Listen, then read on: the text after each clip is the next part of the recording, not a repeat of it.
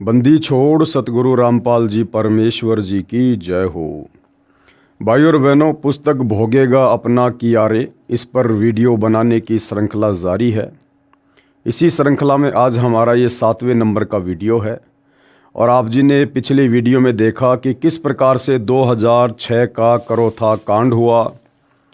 करोथा कांड में करोथा गांव के लोगों की, डिग्गल गांव के लोगों की, बागपुर गांव के लोगों की या अन्य लोगों की प्रत्यक्ष या अप्रत्यक्ष रूप में जैसी भी सतलोक आश्रम करोथा के ऊपर हमला करने की भूमिका रही, उसी हिसाब से आगे चलकर इस कर्म फल के नियम के तहत उन परिवारों का सर्वनाश हुआ, उनका सत्यानाश हुआ। किसी के बेटे ने फांसी खा ली, किसी की बेटी की अकाल मृत्यु हो गई, किसी की पत्नी की मृत्यु हो गई, तो किसी का पूरा परिवार ही एक्सीडेंट में सर्वनाश को प्राप्त हुआ।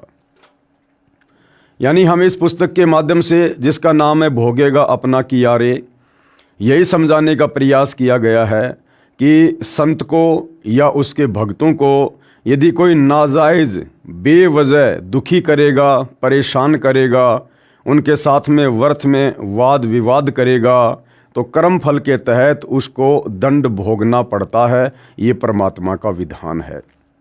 उसके बाद जिन जिन भक्तों ने, वो चाहे डिग्गल गांव के थे, चाहे करोथा के, चाहे बागपुर के, चाहे झज्जर के, जिन्होंने सतगुरु रामपाल जी से सत उपदेश लेकर मर्यादाओं में रहकर विश्वास के साथ भक्ति की है, भक्ति पर लगे रहे, किसी के कहने से डगमग नहीं हुए, मन में दोष पैदा नहीं हुआ अपने गुरु या भक्ति के प्रति, उन आत्माओं के ऊपर परमात्मा ने आंच भी नहीं आने दी। तो भाइयों और बहनों, आगे हम इस पुस्तक भोगेगा अपना किया में पढ़ेंगे कि सतगुरु रामपाल जी अवतार हैं या फिर स्वयं ही ये परमात्मा है। देखो, वैसे गुरुदेव भगवान ने स्पष्ट कर रखा है कि अवतार उसे कहते हैं जो ऊपर के लोकों से माँ के गर्भ से जन्म लेकर यहाँ नीचे लीला करने के लिए आता है। जैसे विष्णु जी श्री राम रूप में आए, अयोध्या में जन्मे, कौशल्या के गर्भ से जन्म लिया। द्वापर में वही विष्णु श्री कृष्ण जी के रूप में देवकी के गर्भ से जन्म लेते हैं, अपनी लीला करते हैं, जैसा भी काल ने उनको एक स्टोरी लिख कर दी थी। लेकिन परमात्मा के विषय में गुरुदेव भगवान ने बताया कि परमात्मा का कोई अवतार नहीं होता है, ना परमात्मा किसी को सतलोक से अवतार रूप में धरती पर भेजते हैं, क्योंकि परमात्मा स्वयं समर्थ है। और कहते हैं समर्थ का काम उसी को साजे, और करे तो मूर्ख बाजे। तो भाइयों और बहनों, कबीर परमात्मा स्वयं ही अपना अवतार बनकर धरती पर प्रकट होते हैं और अपनी लीला करते हैं, तत्व ज्ञान का प्रचार प्रसार करते हैं, अपनी आत्माओं को सत भक्ति देकर उन्हें सतलोक जाने का राह दिखाते हैं। तो लेखक के शब्दों में, यानी सतलोक आश्रम से जुड़े भगत ने ये पुस्तक भोगेगा अपना कियारे लिखी है, तो उनके शब्दों में सतगुरु रामपाल जी स्वयं परमात्मा हैं या फिर परमात्मा के द्वारा भेजे गए कोई अवतार हैं। चलिए देखते हैं। परमात्मा का अवतार संत रामपाल जी महाराज सामान्य व्यक्ति नहीं हैं, ये विश्व कल्याण के लिए परमात्मा ने भेजे हैं। भाइयों और बहनों, लेखक कह रहा कि संत रामपाल जी सामान्य व्यक्ति नहीं है। अब सामान्य व्यक्ति कैसा होता है?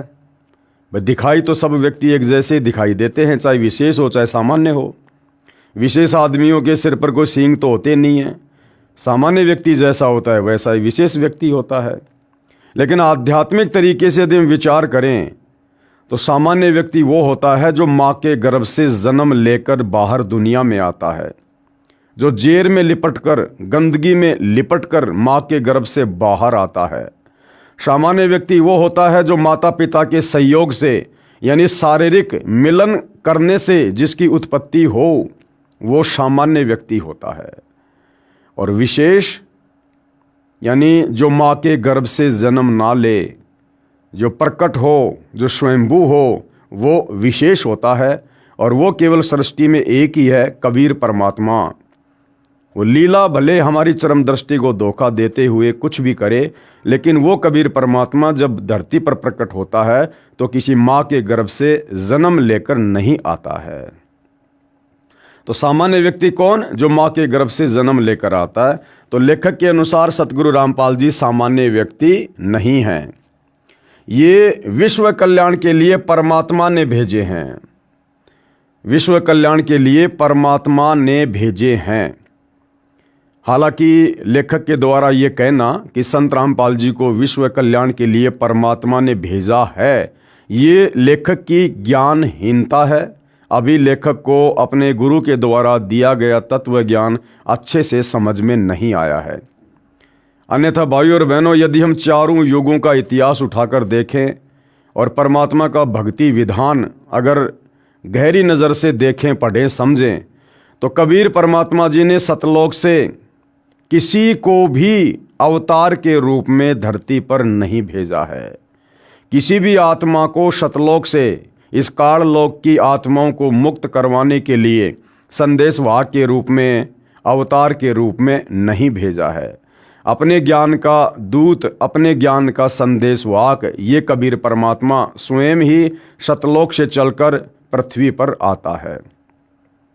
चलिए मान लेते हैं लेखक के अनुसार अध्यात्म को थोड़ा समझने के लिए कि संत रामपाल जी को लेखक के अनुसार परमात्मा ने धरती पर विश्व कल्याण के लिए भेजा है। तो कौन परमात्मा है जिसने संत रामपाल जी को धरती पर भेजा है? तो जाहिर सी बात है, लेखक के अनुसार वो कबीर परमात्मा है। तो कबीर परमात्मा कहाँ पर रहता है? सतलोक में रहता है। और संत रामपाल जी को कबीर परमात्मा ने कहाँ से भेजा होगा विश्व कल्याण के लिए? जाहिर सी बात है, सतलोक से भेजा होगा। तो सतलोक में कौन आत्माएं रहती हैं? सतलोक में सारी आत्माएं वो हैं जो मोक्ष प्राप्त कर चुकी हैं, अर्थात जिनका 21 ब्रह्मांड से किसी प्रकार का कोई लेन देन नहीं है, कोई ऋण संबंध किसी भी प्रकार का नहीं है। तो लेखक के अनुसार यदि संत रामपाल जी को विश्व कल्याण के लिए कबीर परमात्मा ने सतलोक से भेजा है, तो सतगुरु रामपाल जी स्वयं कौन हुए? एक मोक्ष प्राप्त आत्मा हुई। अब सतलोक से आई हुई मोक्ष प्राप्त आत्मा यानी सतगुरु रामपाल जी फिर इस काल लोक में, पृथ्वी लोक पर एक माँ के गर्भ से जन्म लेकर बाहर कैसे आएंगे? क्योंकि माँ के गर्भ से जन्म लेने का मतलब है पहले गर्भ में 9 महीने भयंकर नरक भोगना, कष्ट भोगना, ऊपर को पैर नीचे को सिर, भयंकर यातना। तो सतगुरु रामपाल जी तो लेखक के अनुसार परमात्मा ने सतलोक से भेजे हैं, तो वे तो मोक्ष प्राप्त आत्मा हैं। उनका भला फिर काललोक में किसी स्त्री के साथ में क्या ऋण संबंध बाकी रह गया जो परमात्मा ने वापस माँ के गर्भ में उनको नरक की पीड़ा देते हुए फिर बाहर भेजना पड़ा? और यदि किसी स्त्री के साथ सतगुरु रामपाल जी का पहले का कोई ऋण संबंध था, तो फिर सतगुरु रामपाल जी का मोक्ष कैसे हुआ जो सतलोक चले गए होंगे? सतलोक तो वही जा सकता है जिसका सारा ऋण संबंध समाप्त हो जाता है। तो भाइयों और बहनों, ये लेखक की यानी भगत की अपनी ज्ञानहीनता है। उसने अभी सतगुरु रामपाल जी के तत्व ज्ञान को गहराई से नहीं समझा है, इसलिए वो अपने विचार व्यक्त कर रहा है। हमारी ड्यूटी परमात्मा ने इन पुस्तकों पर वीडियो बनाने की इसलिए लगाई है कि हम अपने गुरुदेव के आशीर्वाद से उनके ज्ञान को आधार बनाकर नीर खीर का निबेरा करते हुए सत भक्ति मार्ग को समझें और विश्वास के साथ फिर हम आगे बढ़ें। ये विश्व कल्याण के लिए परमात्मा ने भेजे हैं। संत रामपाल जी महाराज के विषय में भविष्य वक्ता क्या कहते थे? परमात्मा ने स्वयं बताया है कि जिस समय कलयुग 5505 वर्ष बीत जाएगा तब मैं अपना अंश अर्थात कृपया पात्र महापुरुष भेजूंगा। लेखक के अनुसार जब कलयुग 5505 वर्ष बीत जाएगा, और कलयुग के 5505 वर्ष व्यतीत होते हैं सन 1997 में, तो लेखक कह रहा कि परमात्मा ने कहा है कि जब कलयुग का 5505 वर्ष वाला समय व्यतीत हो जाएगा, उस समय मैं अपना अंश भेजूंगा, सतलोक से अपनी आत्मा भेजूंगा, अपना दास भेजूंगा पृथ्वी पर ज्ञान प्रचार के लिए। तो भाई 1997 में कलयुग के 5505 वर्ष पूरे होते हैं, तो 1997 में कबीर परमात्मा ने सतलोक से अपना हंस भेजना था, और वो हंस लोग समझ रहे हैं संत रामपाल जी को। तो सतगुरु रामपाल जी तो 1951 में ही आ गए थे। अरे कबीर परमात्मा ने तो 1997 में भेजने की बात की है, अर्थात 1997 में वो हंस आएगा, किसी माँ के गर्भ से जन्म लेगा, फिर वो धीरे धीरे बड़ा होगा, फिर कम से कम 25-30 वर्ष बाद जाके अपना कार्य शुरू करेगा। जबकि सतगुरु रामपाल जी तो 8 सितंबर 1951 से प्रकट होकर अपना कार्य कर रहे हैं। तो लेखक ये 5505 वर्ष वाली जो बात है इसको भी नहीं समझ पा रहा है। परमेश्वर कबीर जी की अपनी वाणी है कि जब आवे 5505 तब ये वचन मेरा होगा साचा, 5500 जब कलयुग बीत जाए, महापुरुष फरमान तब जग तारण को आए। तो 1997 के बाद में कबीर परमात्मा सतगुरु रामपाल जी ने देश और दुनिया के सामने ये हमारे धर्मशास्त्रों में, वेदों में, गीता में, पुराणों में, अन्य धर्मों के धर्म ग्रंथों में, बाइबल में, कुरान मजीद में, कुरान शरीफ में, तौरेत में, जबूर में, इंजिल में, गुरु ग्रंथ साहिब में जो सत्य ज्ञान सृष्टि रचना के विषय में, कबीर परमात्मा के विषय में, सतलोक के विषय में छुपा हुआ था, जिस ज्ञान का सार कोई भी धर्मगुरु इन शास्त्रों से निकालकर आज तक समाज को नहीं दे पाया, वो सतज्ञान उस कबीर परमात्मा सतगुरु रामपाल जी ने कलयुग के 5505 वर्ष पूरे होने के बाद समाज के सामने सोशल मीडिया के माध्यम से प्रस्तुत करने थे। इसलिए परमात्मा ने यहाँ पर इस प्रकार की वाणी कही है। अन्यथा भाई सतगुरु रामपाल जी तो 1951 में ही धरती पर आ चुके थे। कृपया पढ़िए तथा जाने संत रामपाल जी महाराज कौन है। अब कुछ भविष्य वक्ताओं की भविष्यवाणियां हैं उस महान संत के ऊपर, उस महान पुरुष के ऊपर जिनको सतगुरु रामपाल जी के नाम से जाना जाता है। अमेरिका की भविष्यवक्ता फ्लोरेंस की महत्वपूर्ण भविष्यवाणी। संत रामपाल जी महाराज, देखिए भाई और बहनों, लेखक सतगुरु रामपाल जी का भगत होने के बावजूद और बार बार उनके नाम के आगे दास शब्द का प्रयोग कर रहा है, जबकि एक भगत को ये शोभा नहीं देता है कि वो अपने गुरुजी के नाम के आगे दास शब्द का प्रयोग करे, क्योंकि परमात्मा अपने नाम के आगे दास शब्द जब ये सतगुरु रूप में धरती पर आते हैं केवल इसलिए लगाते हैं ताकि हम उनके लीलामय जीवन को देखकर, उनके दास भाव को देखकर, उनके अधीन भाव को देखकर हम भी अपने अंदर दास भाव पैदा करें, हम भी असल में एक भगत बने, ताकि हमारा गुरु हमारे से प्रसन्न हो। तो भगत को इतना ज्ञान हो जाना चाहिए कि परमात्मा किसी का दास नहीं होता है, परमात्मा तो सतलोक से चलकर यहाँ दास बनाने के लिए आता है। लेकिन फिर भी जैसा भी है, हम अपने गुरुदेव के नाम के आगे दास शब्द का प्रयोग नहीं कर सकते। संत रामपाल जी महाराज के विषय में की गई भविष्यवक्ता फ्लोरेंस की सटीक भविष्यवाणी। क्या कुछ कहा गया है। अमेरिका की विश्वविख्यात भविष्यवक्ता फ्लोरेंस ने अपनी भविष्यवाणियों में कई बार भारत का जिक्र किया है।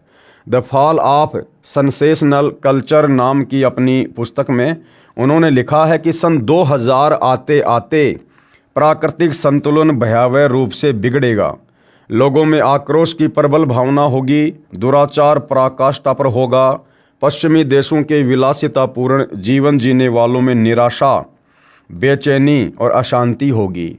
पश्चिमी देश कौन से? अमेरिका, इंग्लैंड, ये जो विकसित देश अपने आप को कहते हैं।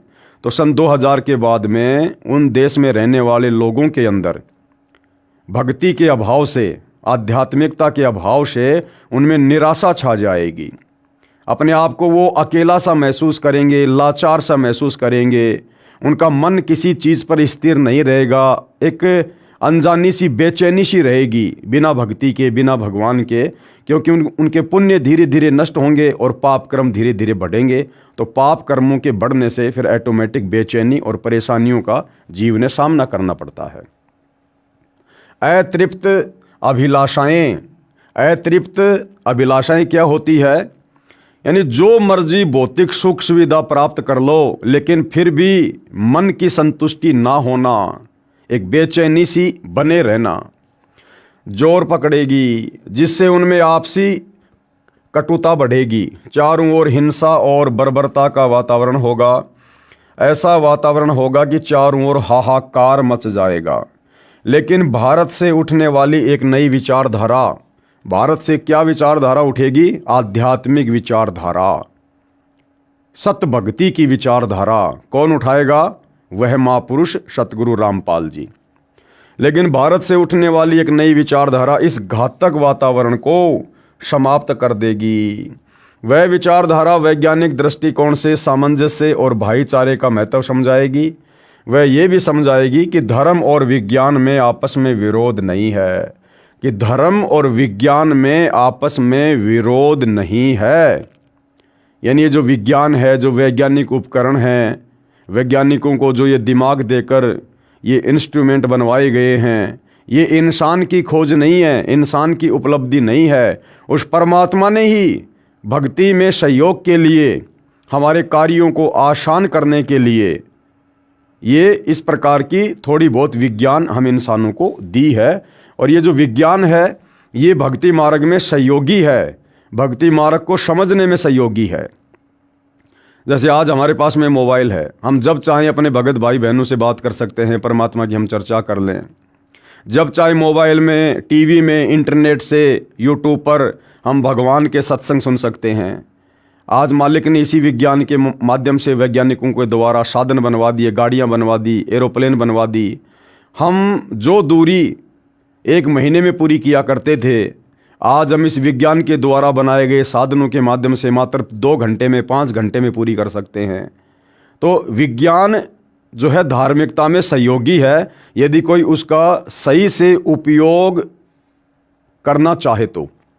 आध्यात्मिकता की उच्चता और भौतिकता का खोखलापन सबके सामने उजागर करेगी। मध्यम वर्ग उस विचारधारा से बहुत अधिक प्रभावित होगा। मध्यम वर्ग कौन? आम इंसान, सामान्य कैटेगरी के व्यक्ति जो बेचारे रोजी रोटी के लिए सारा दिन लड़ाई लड़ते रहते हैं, वो व्यक्ति भक्ति मार्ग से सबसे पहले जुड़ेंगे। क्योंकि जिनके पास में ज़्यादा पैसा है उनको तो भगवान की आवश्यकता नहीं। जो बिल्कुल गरीब है उनकी सोच भक्ति और भगवान तक जाती नहीं। तो बीच वाला जो व्यक्ति है, जो ना सुख में है ना दुख में है, ना ऊंचा है ना नीचा है, ना अमीर है ना गरीब है, तो वो मध्यम वर्गीय व्यक्ति भक्ति को जल्दी ग्रहण करेगा। मध्यम वर्ग उस विचारधारा से बहुत अधिक प्रभावित होगा। ये वर्ग समाज के सभी वर्गों को अच्छे समाज के निर्माण के लिए उत्प्रेरित करेगा। ये विचारधारा पूरे विश्व में चमत्कारी परिवर्तन लाएगी। यानी भक्ति से ही विश्व का भला होगा। मुझे अपनी छठी अतीन्द्रिय शक्ति से ये एहसास हो रहा है कि इस विचारधारा को जन्म देने वाला वह महान संत भारत में जन्म ले चुका है। अब देखो भाइयों और बहनों, ये जितने भी भविष्य वक्ता होते हैं ये केवल अपने पूर्व जन्म की भक्ति के अनुसार जैसा भी इनको आभास होता है ये सामने पेश कर देते हैं। इन भविष्य वक्ताओं को ये नहीं पता होता है कि परमात्मा जन्म लेता है या प्रकट होता है। इनको इन बातों से कोई लेना देना नहीं होता है। इनकी सोच वैसी होती है जैसे एक आम व्यक्ति की होती है। तो अपनी सोच अनुसार उन्होंने लिख दिया कि वह महान संत भारत में जन्म ले चुका है। उस संत के ओजस्वी व्यक्तित्व का प्रभाव सबको चमत्कृत करेगा। संत का ओजस्वी व्यक्तित्व क्या होगा? यानी संत के अंदर जो पावर है, जो शक्ति है, जैसे गुरुदेव भगवान आशीर्वाद मात्र से बड़े रोगी को स्वस्थ कर देते हैं। गुरुदेव भगवान के मुख कमल से निकले हुए मधुर वचन सुनते ही आत्मा गदगद हो जाती है, हमारे विचारों में तब्दीली आ जाती है, हमारे विकार समाप्त होने लगते हैं। इस प्रकार के ओजस्वी व्यक्तित्व का प्रभाव सबको चमत्कृत करेगा। उसकी विचारधारा अध्यात्म के कम होते जा रहे प्रभाव को फिर से नई स्फूर्ति देगी। चारों ओर आध्यात्मिक वातावरण होगा, यानी पूरा संसार भक्तिमय होगा। संत की विचारधारा से प्रभावित लोग विश्व के कल्याण के लिए पश्चिम की ओर चलेंगे। पश्चिम की ओर चलने का मतलब है आगे देश और दुनिया को संदेशा देंगे। धीरे धीरे एशिया, यूरोप और अमेरिका पर पूरी तरह छा जाएंगे। उस संत की विचारधारा से पूरा विश्व प्रभावित होगा और उनके चरण चिन्हों पर चलेगा, यानी संत के पद चिन्हों पर चलेगा, उनकी शिक्षाओं पर चलेगा। पश्चिमी देश के लोग उन्हें ईसा, मुसलमान उन्हें एक सच्चा रहनुमा और एशिया के लोग उन्हें भगवान का अवतार मानेंगे। उस महान संत की विचारधारा से बौद्धिक क्रांति आएगी। बौद्धिक क्रांति का मतलब है आदमी की सोच जो है वो बदलेगी।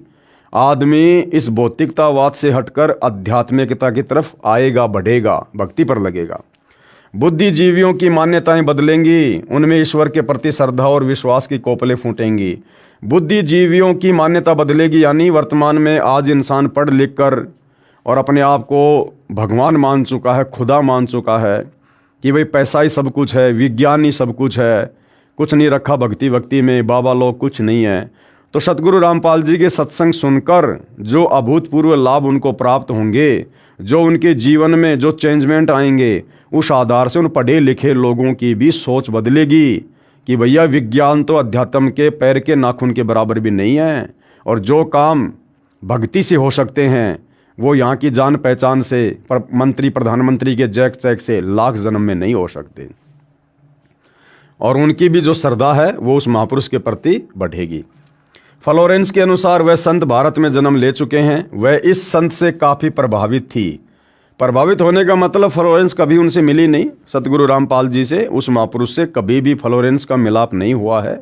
फ्लोरेंस तो कब की दुनिया छोड़ के जा चुकी है। प्रभावित होने का मतलब है जब वो अपनी आध्यात्मिक दृष्टि से देखा करती थी सौपन के तरह वर्तमान में सतगुरु रामपाल जी को, उनके व्यक्तित्व को, तो सौपन के माध्यम से अपनी समाधि अवस्था में वो जैसा भी ध्यान लगाया करती थी, उनको दिखाई देता था, उन सबको देखकर विचार कर वो बहुत ज़्यादा प्रभावित होती थी। अपनी एक पुस्तक golden light of new era में भी उन्होंने लिखा है, जब मैं ध्यान लगाती हूँ तो अक्सर एक संत को देखती हूँ। किसको? सतगुरु रामपाल जी को। यानी वर्तमान में सतगुरु रामपाल जी का जो रूप, जो स्वरूप है, वो बहन फ्लोरेंस, अमेरिका की भविष्यवक्ता, सैकड़ों वर्ष पहले वो ध्यान समाधि के माध्यम से देखा करती थी। गौर वर्ण का है, सफ़ेद बाल हैं, उसके मुख पर न दाढ़ी है न मूछ है। उस संत के ललाट यानी माथे पर गजब का तेज होता है। उनके ललाट पर आकाश से एक नक्षत्र के प्रकाश की किरणें निरंतर बरसती रहती हैं। मैं देखती हूँ कि वह संत अपनी कल्याणकारी विचारधारा तथा अपने सत्य चरित्र प्रबल अनुयायियों की शक्ति से संपूर्ण विश्व में नए ज्ञान का प्रकाश फैला रहे हैं। वह संत अपनी शक्ति निरंतर बढ़ा रहे हैं। बढ़ाने का मतलब है उनके भक्तों की संख्या धीरे धीरे धीरे धीरे बढ़ रही है, यानी पृथ्वी पर भक्तिमय वातावरण धीरे धीरे बढ़ रहा है। उनमें इतनी शक्ति है कि वह प्राकृतिक परिवर्तन भी कर सकते हैं।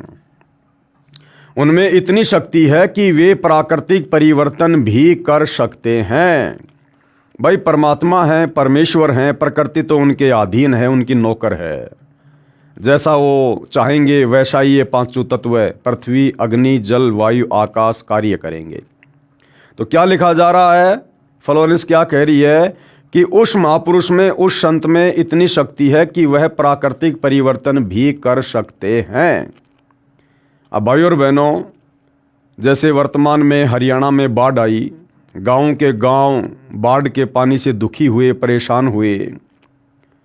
अगर हरियाणा के लोग समय रहते सतगुरु रामपाल जी के ज्ञान को समझकर उनकी शरण में आ जाते, अगर वो भक्ति पर लग जाते और मर्यादाओं में रहकर भक्ति करते और करोथा कांड या बरवाला कांड जैसी घटनाओं को काल प्रेरणा से जन्म ना देते, तो भाइयों और बहनों, आज हरियाणा में लोगों को बाढ़ का सामना नहीं करना पड़ता।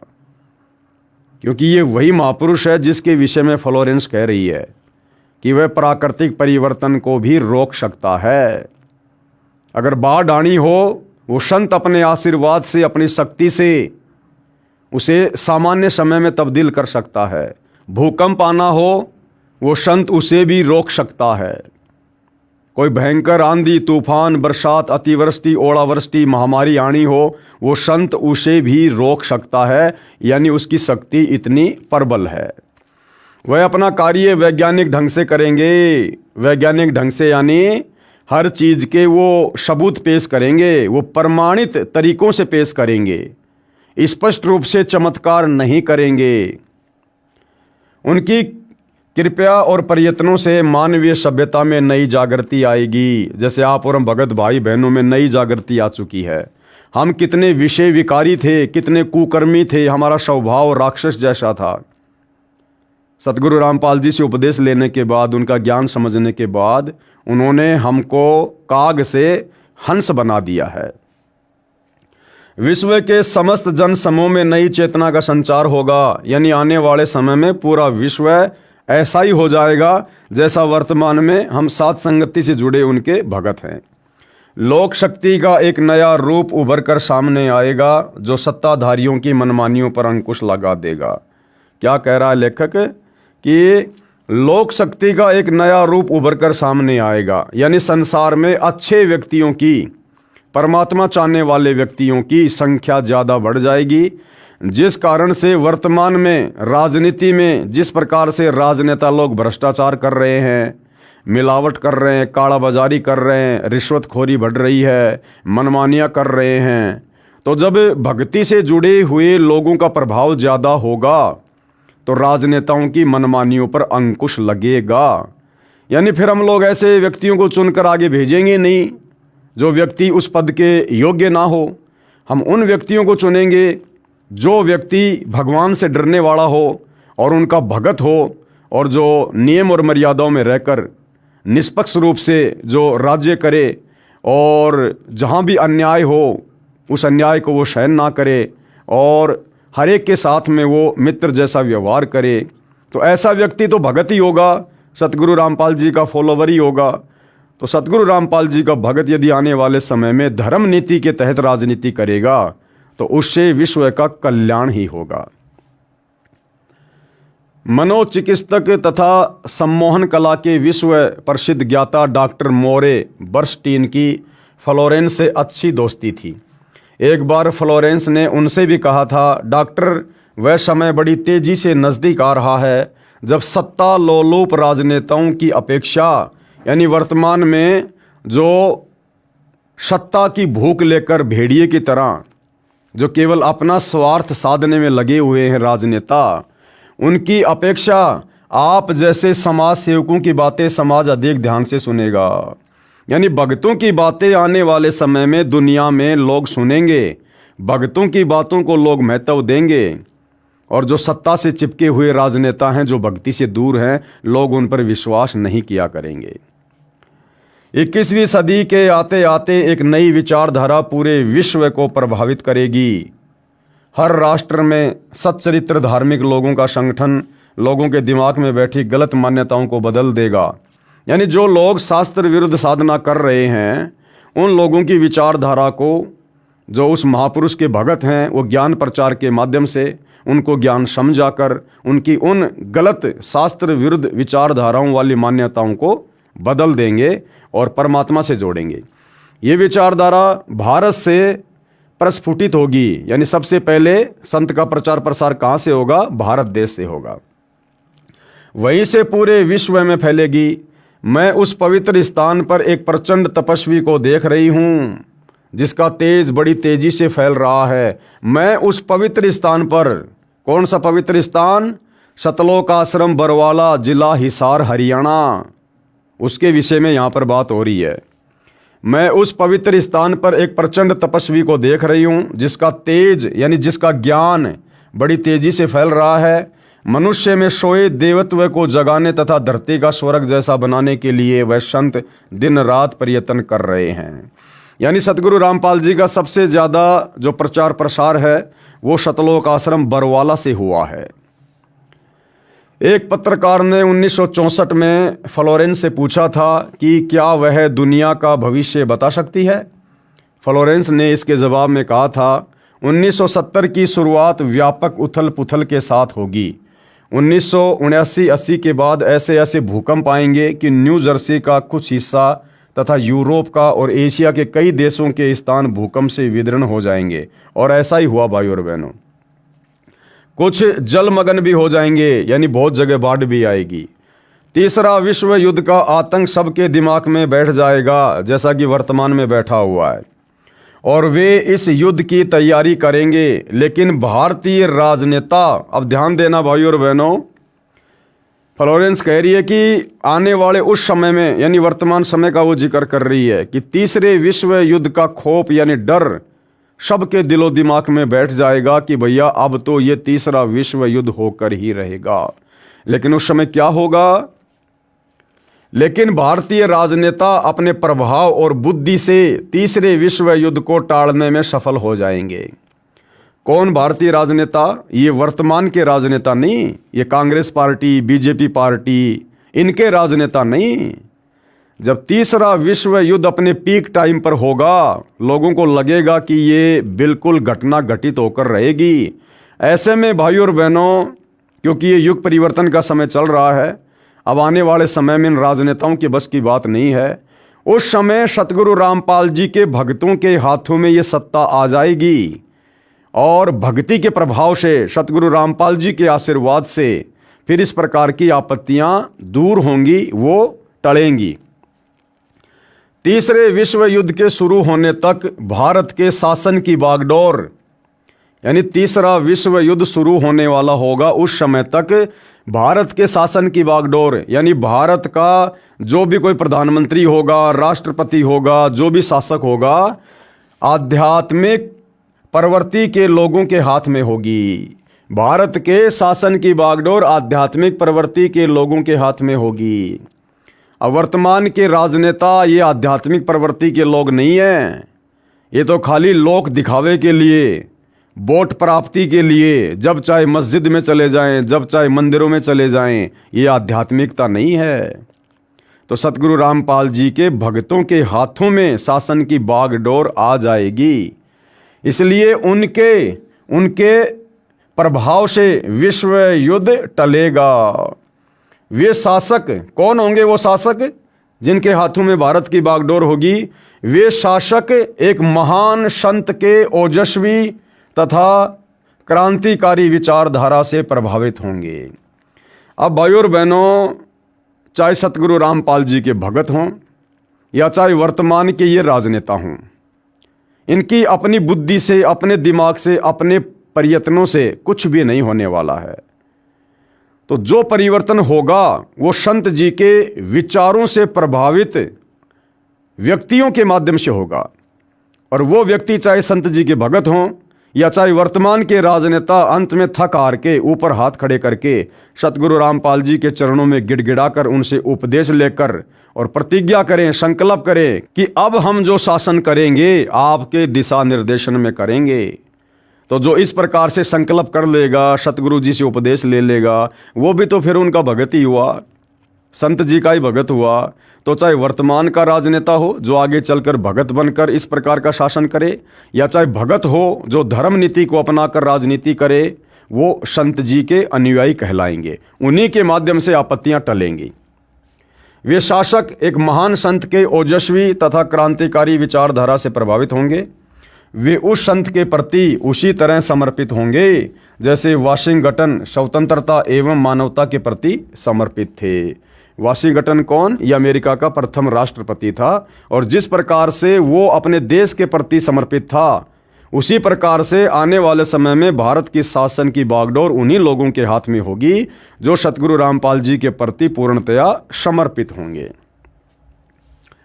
अमेरिका के शहर न्यू जर्सी की रहने वाली फ्लोरेंस सचमुच एक विलक्षण महिला थी, और एक बार नोबेल नाम के व्यक्ति ने टीवी कार्यक्रम के दौरान उनसे बोला, आप भारत में जन्म ले चुके संत के बारे में तो अक्सर बताती रहती हैं, मैं अपने बारे में कुछ जानना चाहता हूं, बताइए। तो देखिएगा किस प्रकार से फ्लोरेंस ने उस व्यक्ति के ऊपर बहुत ही सटीक भविष्यवाणी की। फ्लोरेंस ने उनके दाहिने हाथ को थाम लिया और बोली, आप बहुत जल्द किसी दूसरे राज्य से प्रसारण करेंगे।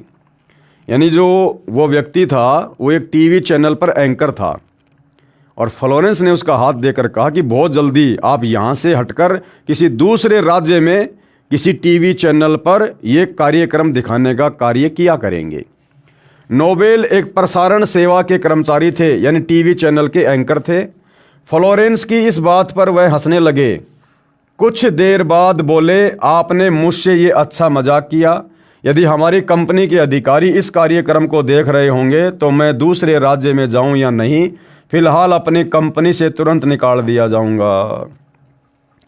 कुछ ही मिनटों के बाद टीवी के कंट्रोल रूम का फोन घनघना उठा। फोन नोबेल के लिए था जो फ्लोरेंस का इंटरव्यू ले रहा था। उनकी कंपनी के एक जनरल मैनेजर उनसे बात करना चाहते थे। नोबेल ने जब फ़ोन उठाया तो उन्होंने कहा, हमने न्यूयॉर्क से प्रसारण करने का काम शुरू करने का निर्णय लिया है, वहाँ तुम्हें ही भेजा जाएगा। यानी जैसा उसको नोबेल ने बताया था वैसा ही अगले 2 मिनट में तुरंत घटित हो गया। यानी इतनी सटीक उसकी भविष्यवाणी थी।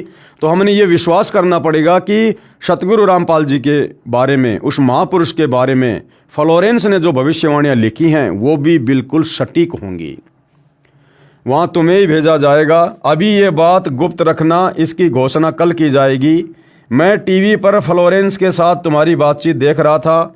फ्लोरेंस ने तुम्हारे विषय में जो बताया है वह पूरी तरह सच है। आश्चर्य है कि उन्हें ये बात कैसे मालूम हो गई। तो आम सांसारिक व्यक्ति को तो भाई और बहनों आश्चर्य होना स्वाभाविक है, लेकिन जो आध्यात्मिक क्षेत्र के जो लोग होते हैं उन्हें इन बातों का पता होता है कि आध्यात्मिक शक्ति से कुछ भी देखा जा सकता है। अपने पूर्व जन्म की भक्ति कमाई से आदमी किसी का भविष्य भी देख सकता है, बता भी सकता है। नोबेल फ्लोरेंस का चेहरा देखता रह गया।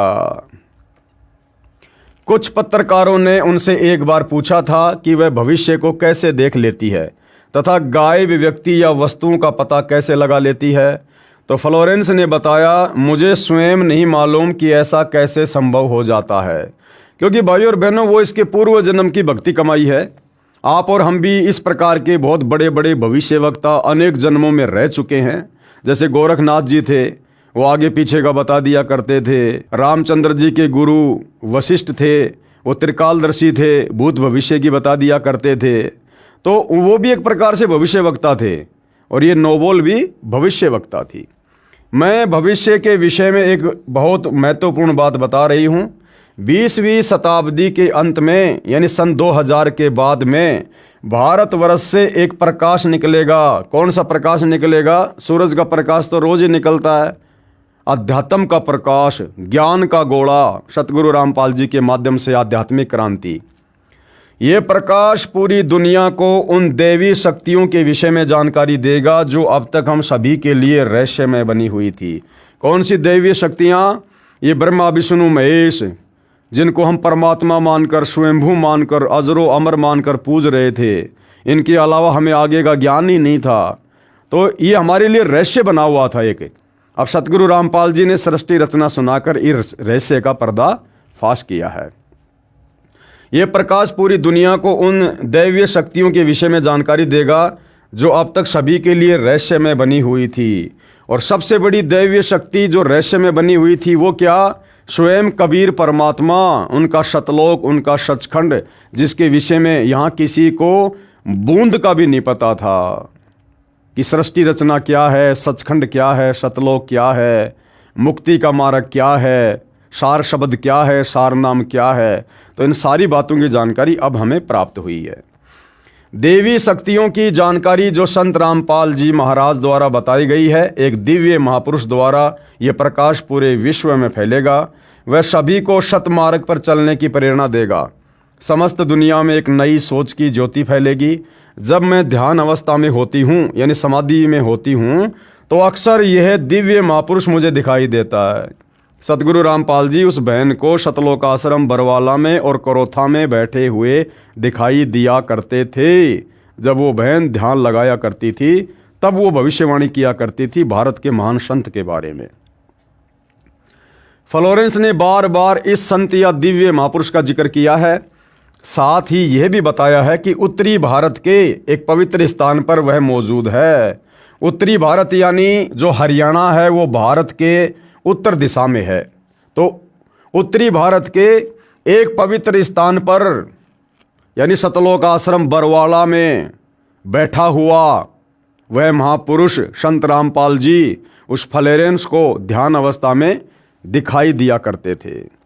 सज्जनों, उपरोक्त भविष्यवाणी तथा वर्तमान वाणी है जो परम संत रामपाल जी महाराज पर खरी उतरती है तथा इसी का समर्थन अन्य भविष्यवाणियाँ भी करती हैं जो आगे लिखी हैं।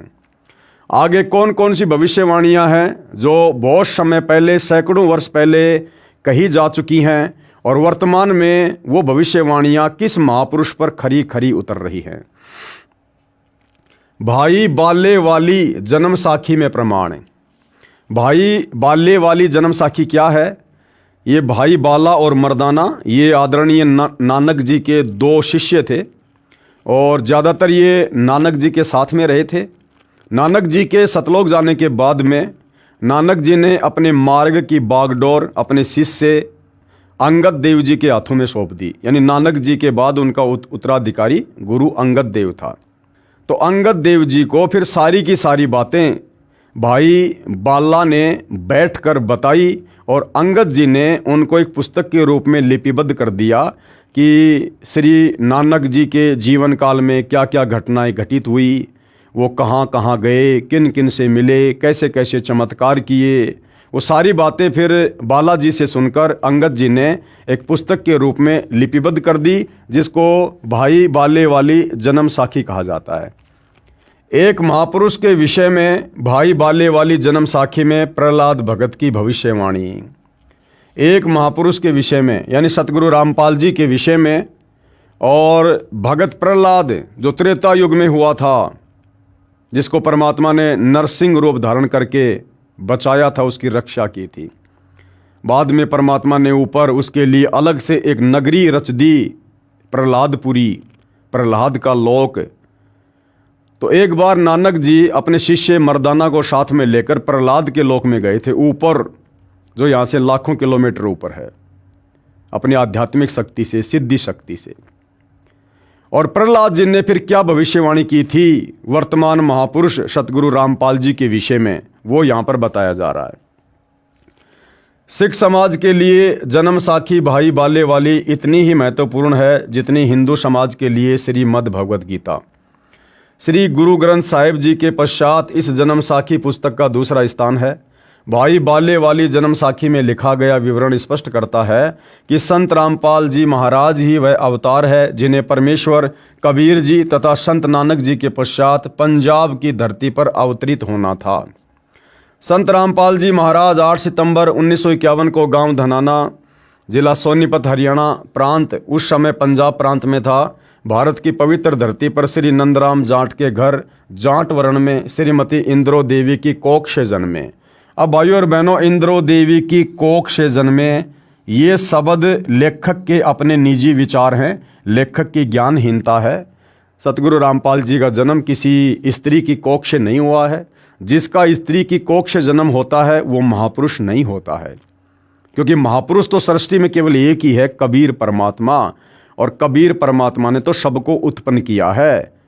दुनिया की कोई भी स्त्री कबीर परमात्मा को 9 महीने तो छोड़िए, 1 सेकंड के लिए भी अपने पेट में रखने में सक्षम नहीं है। तो यहाँ लेखक की अपनी नादानी है, ज्ञानहीनता है। यहाँ पर सतगुरु रामपाल जी के विषय में जिक्र है। ये स्वयं स्वयंभू परमात्मा है, ये किसी माँ के गर्भ से जन्म लेकर नहीं आते हैं, ये प्रकट होते हैं। लीला परमेश्वर हमारी चरम दृष्टि को धोखा देने के लिए जो मर्जी करें। इस विषय में जन्म साखी भाई बाले वाली हिंदी वाली में, जिसके प्रकाशक हैं भाई जवाहर सिंह कृपाल सिंह एंड कंपनी, पुस्तकां वाले बाजार माई सेवा अमृतसर पंजाब, तथा पंजाबी वाले के प्रकाशक हैं भाई जवाहर सिंह कृपाल सिंह, पुस्तकां वाले गली 8 बाग रामानंद अमृतसर पंजाब। अब इसमें क्या लिखा हुआ है उस महापुरुष सतगुरु रामपाल जी के विषय में? इसमें लिखा अमर लेख इस प्रकार है। एक समय भाई बाला तथा मर्दाना को साथ लेकर सतगुरु नानक देव जी भगत प्रहलाद जी के लोक में गए, जो पृथ्वी से कई लाख कोस दूर अंतरिक्ष में है। प्रहलाद ने कहा कि हे नानक जी, आपको परमात्मा ने दिव्य दृष्टि दी तथा कलयुग में बड़ा भगत बनाया है। आपका कलयुग में बहुत प्रताप होगा। यहाँ पर प्रहलाद के लोक में पहले कबीर जी आए थे, यानी नानक जी से पहले भगत प्रहलाद के लोक में कबीर परमात्मा भी जाकर आ चुके थे। तो भगत प्रहलाद कह रहा कि आपसे पहले यहाँ पर जो है कबीर जी भी आए थे, या आज आप आए हो और एक और आएगा। ये ध्यान देना भाई और बहनों। भगत प्रहलाद ने क्या कहा कि नानक जी, आपको परमात्मा ने कलयुग में बड़ा भगत बनाया है। आपसे पहले यहाँ कबीर जी आए थे मेरे लोक में, आज आप आए हो और आगे एक और आएगा, इनके अलावा कोई भी मेरे लोक में नहीं आ सकता। और भाई और बहनों, ये तीनों की तीनों शक्तियां एक ही हैं। चाहे कबीर कहो, चाहे नानक कहो, चाहे सतगुरु रामपाल जी कहो, ये तीनों महापुरुष एक ही थे, बस लीलाएं इन्होंने अपने आप को भिन्न भिन्न दर्शाते हुए की हैं। अन्यथा प्रहलाद के लोक में कबीर परमात्मा के अलावा दूसरा कोई नहीं जा सकता, क्योंकि प्रहलाद का लोक कहाँ है अंतरिक्ष में, इस काल को भी नहीं पता है। क्योंकि वो लोक, वो प्रहलादपुरी परमात्मा कबीर जी ने भगत प्रहलाद के लिए रची थी, इस काल ने नहीं रची। और जिस प्रकार इस काल को 21 ब्रह्मांड में जो मिनी सतलोक है वो कहाँ है उसके विषय में नहीं पता, इसी प्रकार भगत प्रहलाद के लिए रचे गए इस प्रहलाद लोक का भी काल को नहीं पता। कबीर परमात्मा ने रचा है तो केवल कबीर परमात्मा ही जा सकता है। तो पहले कबीर परमात्मा गए, उसके बाद कबीर परमात्मा ने ही नानक जी के रूप में सारी लीला की। जब नानक जी को सतलोक दिखाने के लिए ले गए तो उनकी आत्मा को तो परमात्मा ने मिनी सतलोक में बैठा दिया और खुद ही फिर नानक जी के रूप में पूरी लीला कर रहे थे। अन्यथा एक भगत नानक, एक भगत, एक जीव भला कैसे अपने दो शिष्य बाला मर्दाना को लेकर और प्रहलाद के लोक में लाखों किलोमीटर ऊपर चला जाएगा। भगत की कुछ मर्यादा होती हैं। अगर नानक जी उस समय एक सामान्य जीव होते, आत्मा होती, भगत होते, भगत कभी भी मर्यादाओं का उल्लंघन नहीं करता है। तो नानक जी के रूप में स्वयं कबीर परमात्मा थे और ये समस्त सिद्धियों के स्वामी हैं, इनके ऊपर कोई नियम और मर्यादा लागू नहीं होती है।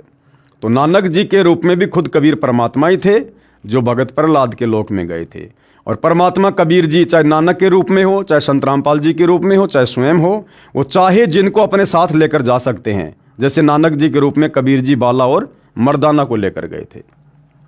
तो भगत प्रहलाद ने क्या कहा, यहां पर प्रहलाद के लोक में पहले कबीर जी आए थे या आज आप आए हो, एक और आएगा। अब वो एक और जो आएगा वो कौन है? एक और आएगा वो है सतगुरु रामपाल जी स्वयं कबीर परमात्मा। यानी सतगुरु रामपाल जी भी भगत प्रहलाद के लोक में जाएंगे। भविष्यवाणी में लिखा है, पूर्व निर्धारित है, अपने कुछ भक्तों को भगत प्रहलाद के लोक में साथ लेकर जाएंगे। आने वाला जो शेष, जो ये कलयुग है, हजारों साल जो भक्ति मार्ग चलेगा, उन आत्माओं को दृढ़ करने के लिए, उनको विश्वास दिलाने के लिए कि सतगुरु रामपाल जी कौन महापुरुष थे, स्वयं परमात्मा थे। तो ये उदाहरण भी सतगुरु रामपाल जी आने वाले समय में पेश करेंगे। और वो कौन कौन आत्माएं होंगी जो अपने सतगुरु के साथ में भगत प्रहलाद के लोक में जाएंगी। एक और आएगा जो आप दोनों जैसा ही महापुरुष होगा। क्या कह रहे हैं? आप दोनों जैसा ही महापुरुष होगा। अब कबीर जैसा तो कोई दूसरा हो ही नहीं सकता भाई, कबीर तो सृष्टि में एक ही है, उसके जैसा कोई दूसरा हो ही नहीं सकता। अगर हो गया तो फिर वो भी फिर परमात्मा हो गया, भगवान हो गया। तो भगत प्रहलाद जी क्या कह रहे हैं कि एक और आएगा जो आप दोनों जैसा ही होगा, यानी तीनों शक्तियां एक ही हैं, कबीर परमात्मा। इन तीनों के अतिरिक्त यहां मेरे लोक में कोई नहीं आ सकता। भगत बहुत हो चुके हैं, आगे भी होंगे, परंतु यहां मेरे लोक में वही पहुंच सकता है जो इन जैसी महिमा वाला होगा। और कोई नहीं आ सकता, यहां नहीं पहुंच सकता। इसलिए इन तीनों के अतिरिक्त यहां कोई नहीं आ सकता। मर्दाने ने पूछा कि हे प्रहलाद जी, कबीर जी तो जुलाहा थे, नानक जी जो है वो खत्री हैं, वह तीसरा किस वर्ण यानी जाति से तथा किस धरती पर अवतरित होगा? जो तीसरा महापुरुष आप कह रहे हो ना कि वो आएगा, तो वो किस जाति में होगा और किस धरती पर वो अवतरित होगा, वो प्रकट होगा? प्रहलाद भगत ने कहा, भाई सुन, नानक जी के सचखंड जाने के सैकड़ों वर्ष पश्चात पंजाब की धरती पर जाट वर्ण में जन्म लेगा। क्या करेगा? पंजाब की धरती पर जाट वर्ण में जन्म लेगा। अब आप सोच रहे होंगे सतगुरु रामपाल जी तो हरियाणा की धरती पर आए हैं, यहाँ तो प्रहलाद जी पंजाब की धरती का नाम ले रहे हैं। जिस समय सतगुरु रामपाल जी 8 सितंबर 1951 को गांव धनाना, जिला सोनीपत, हरियाणा की पावन धरती पर प्रकट हुए थे, आए थे, उस समय भाई और बहनों वो पंजाब की धरती ही कहलाती थी। उस समय तक हरियाणा प्रांत नहीं बना था, हरियाणा का जन्म नहीं हुआ था। उस समय वो धनाना गांव वो पंजाब की धरती का क्षेत्र था। आगे चलकर 1962 या 1965 में ये हरियाणा राज्य अलग बना है। तो सतगुरु रामपाल जी पंजाब की धरती पर 8 सितंबर 1951 को प्रकट हुए थे। पंजाब की धरती पर जाट वर्ण में जन्म लेगा और उनका प्रचार प्रसार क्षेत्र क्या होगा, तथा उसका प्रचार क्षेत्र शहर बरवाला होगा। धनाना धाम का नाम नहीं लिखा है। दास ने आपको बताया ना, सतगुरु रामपाल जी का मुख्य जो प्रचार प्रसार हुआ है, जो आगे होगा, वो सतलोक आश्रम बरवाड़ा से होगा, क्योंकि बरवाड़ा भविष्यवाणियों में पहले से अंकित है। अन्यथा वो जहां प्रकट हुए धनाना, तो वहीं का फ्लोरेंस ने क्यों नहीं बताया? तो फ्लोरेंस क्या कह रही थी कि जब मैं ध्यान अवस्था में होती हूं तो वो जिस स्थान पर बैठा है, मैं उस स्थान पर उसको बैठे हुए देख रही हूं, जहां से उसका प्रचार प्रसार फैल रहा है। तो फ्लोरेंस भी अपनी ध्यान अवस्था में सतलोक आश्रम बरवाड़ा को देखा करती थी। और भाई बाले वाली जन्म साखी में भी, और भगत उस प्रहलाद ने, जो पृथ्वी से लाखों किलोमीटर दूर ऊपर अंतरिक्ष में है उसका लोक, उस भगत प्रहलाद ने भी क्या कहा कि उसका प्रचार प्रसार क्षेत्र क्या होगा? बरवाला। हालांकि जन्म साखी में ये बटाला लिखा हुआ है, लेकिन बटाला नाम का जो भी शहर है उसमें कोई भी आज तक जाट जाति में कोई संत नहीं हुआ। तो ये लिखते समय जो ये लेखक थे, ये इनकी तरफ से ये मिसप्रिंट हुआ है। ये बाद में सतगुरु रामपाल जी ने बताया कि वो बटाला नहीं बरवाला है, बरवाला। एक बार सतगुरु रामपाल जी के मुख से थोड़ा सा सुन लीजिए कि नानक साहिब जी के साथ मर्दाना जी एक बार प्रहलाद जी के लोक में चले गए। ये देखिएगा, ये वही प्राण संगली है गुरु नानक देव जी की। ये जन्म साखी है भाई बाला वाली, ये आपको पहले भी दिखाई थी। अब इसके आपको दिखाते हैं 272 पृष्ठ पे।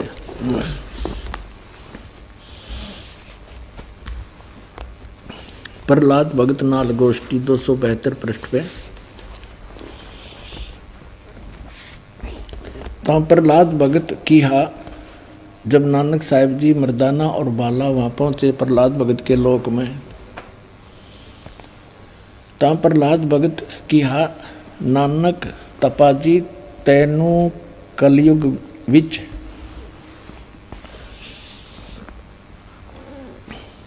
राम जी ने बड़ा भगत कीता है, अतः आपके संजोग आपकी संगति से बहुतियाँ का उपकार होएगा। तेरी श्री राम ने वड्डी नदर खोली है, तेरा वड्डा प्रताप होएगा। इस कलयुग विच अगे कबीर भगत ऐथे आया है। अब देखो, बिना ज्ञान के भगवान को तो भगत कह रहा प्रहलाद जी। कबीर भगत इथे आया है, यहाँ पर आया है, अतः जा आपको कर्ता ने आंदा है, यहाँ भेजा है। भा मर्दान ने आंदा है, ता मर्दान ने पूछिया प्रहलाद भगत नू पूछिया, हे भगत जी तुसी भी वड्डे भगत हो, अते तुम्हारे पीछे भी राम जी ने वड्डा चरित्र चलत दिखाया है, एक बहुत बड़ा यानी नरसिंह रूप धारण किया था। तेरी राम जी ने वड्डी नदर खोली है। भगत जी ऐथे होर कोई भी पहुँचिया है कि कबीर अते नानक तपा जी ही पहुँचिया है। ता प्रहलाद भगत बोलिया, भाई नानक तपे पासों पूछ ले। ले और भी आवसी के ना आवसी, या कोई और आओगा कि नहीं आओगा? कोई तो भगत मर्दान ने किया, जी तुसी वड्डे भगत हो, अगली ते पिछली सब आपनो सतयुग थी, सतयुग तक आदि लेकर मालूम है। ता प्रहलाद भगत ने कहा कि सुन भाई, इस जीहा कोई होएगा ता ऐथे पहुंचेगा, यानी नानक जी जैसा कोई होगा या तो यहाँ पर पहुंचेगा। होरस दा ऐथे पहुंचण दा काम नहीं, होर आगे वड्डे वड्डे भगत होए हन अते होणगे, पर पहुंचिया कोई नहीं। ता फिर मर्दा ने पूछिया, जी ऊ कद होए सी और किते नेड़े जुग विच होसी, यानी वो कब होसी और को नेड़े तेड़े होगा या नजदीकी होसी। ता प्रहलाद भगत किया, सुन भाई, कलयुग विच होएगा और जद नानक तपा सचखंड जावेगा ता उस तो पीछे ये लिखा 100 वर्ष वरे, यहाँ लिखना, यहाँ बोला था उसने सैकड़ों वर्ष के बाद, यहाँ इन्होंने वहाँ फिर 100 लिखना था, इसमें बस एक पर मात्रा होती 100 हो जाता, यहाँ पर 100 वर्ष, ये 100 वर्ष लिख दिया इन्होंने। उसी 100 वरे होसी अते एना तेहा ते बगैर होर कोई ना आवसी, यानी इन तीना के बिना यहाँ पर कोई नहीं आ सकता। ता मर्दान ने पूछिया, जी तीन केड़े हन?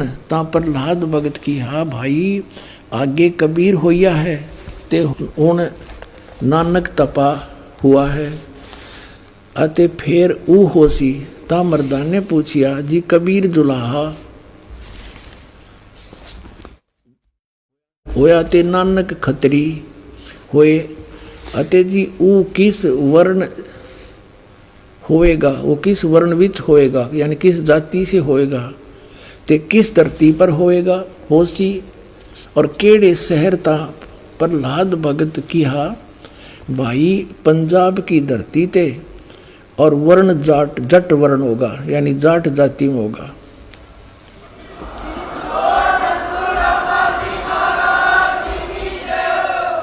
और शहर बटाले, यो बरवाले का बटाला लिख दिया ना, यो था बरवाला, बरवाले में उसी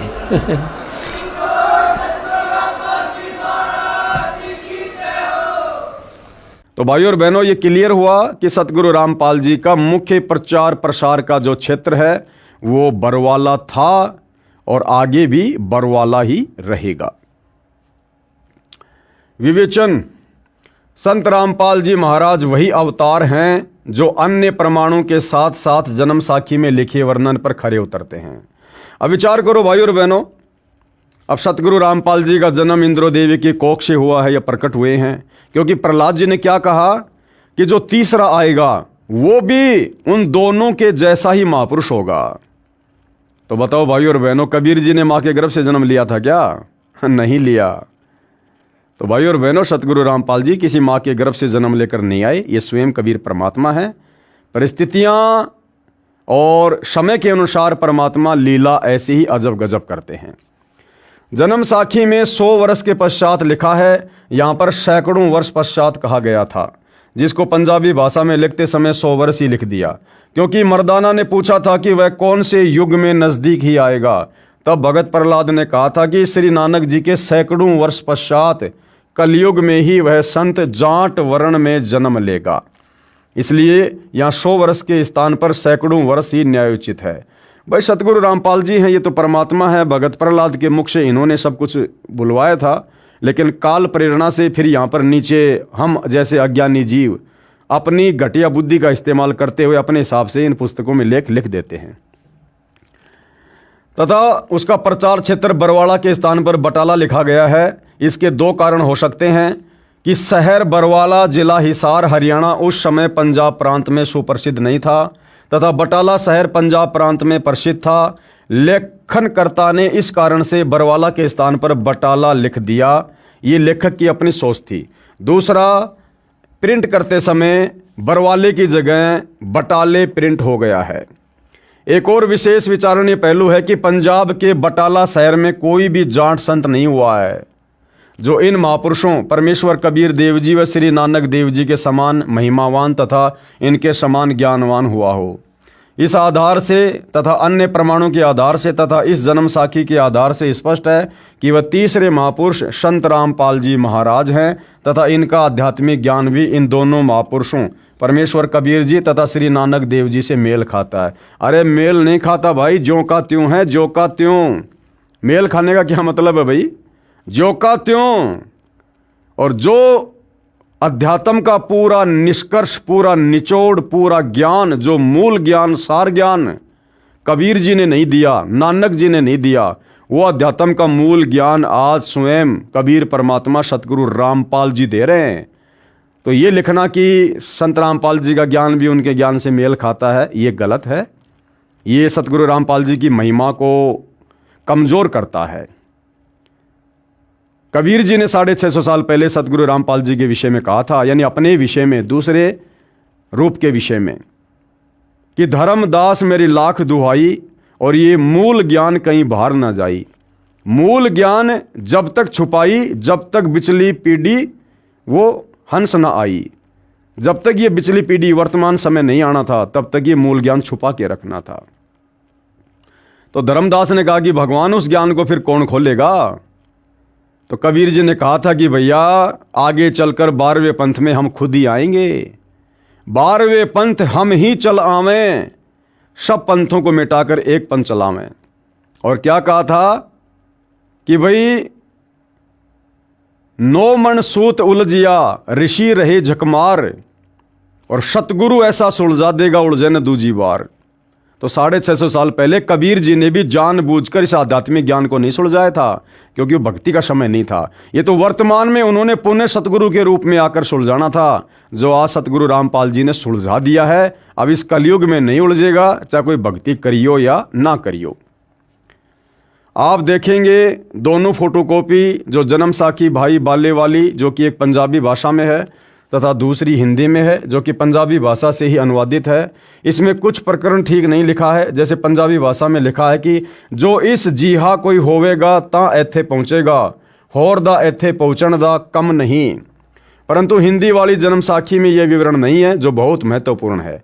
इससे सिद्ध है कि लिखते समय कुछ प्रकरण बदल जाता है, फिर भी ढेर सारे प्रमाण जो इस पुस्तक में अन्य महापुरुषों के द्वारा संत रामपाल जी के विषय में कहे हैं, वे भी इसी को प्रमाणित करते हैं।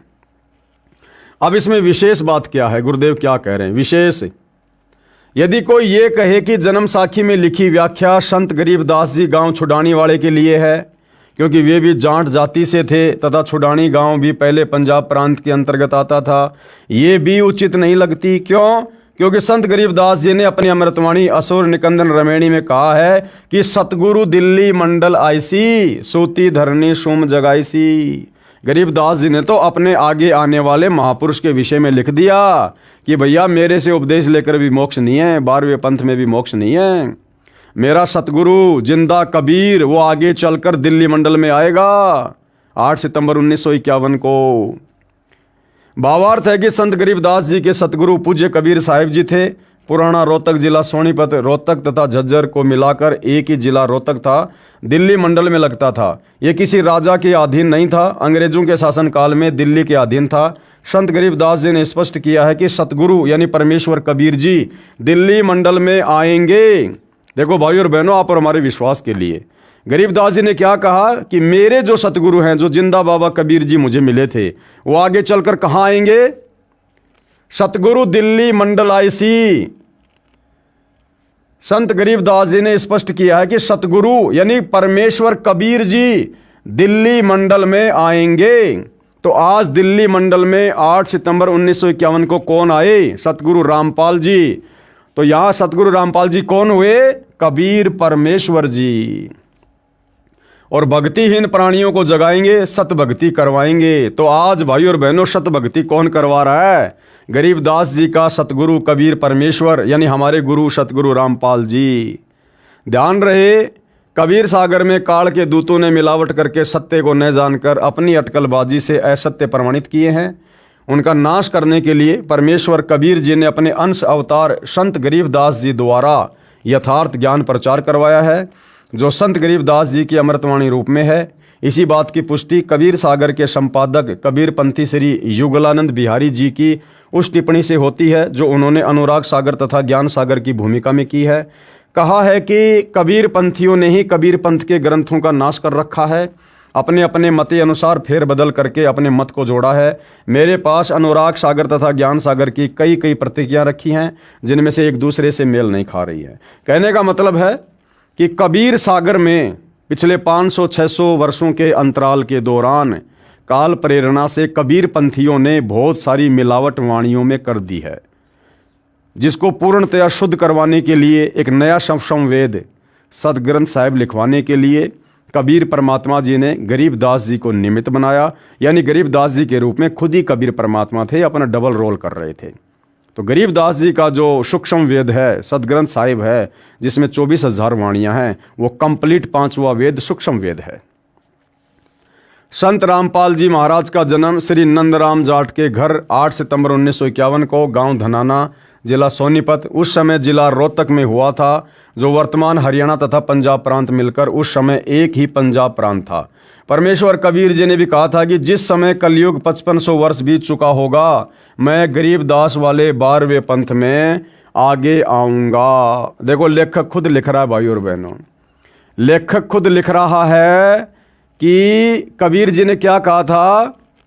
कबीर परमेश्वर जी ने कहा था कि जिस समय कलयुग 5500 वर्ष बीत चुका होगा, मैं गरीबदास वाले 12वें पंथ में आगे स्वयं आऊँगा। अब बताओ, गरीबदास जी के 12वें पंथ में कबीर जी कहाँ आए भाई? अरे वो दाढ़ी मूछ वाले कबीर जी, वो टोपा पहनने वाला कबीर जी कहाँ आया? देखा आप लोगों ने कभी? वो कबीर जी तो 650 साल पहले ही मगर से सतलोक चले गए थे, जबकि वो कह रहे थे कि मैं तो गरीबदास जी के 12वें पंथ में आगे चल के खुद आऊँगा। तो आप में से किसी भाई ने कबीर जी को देखा है क्या? दाढ़ी वाले को, सर पे टोपी पहनने वाले को, जो हम फोटो में देखते हैं। तो लेखक खुद कह रहा कि कबीर जी खुद आएंगे गरीबदास जी के 12वें पंथ में।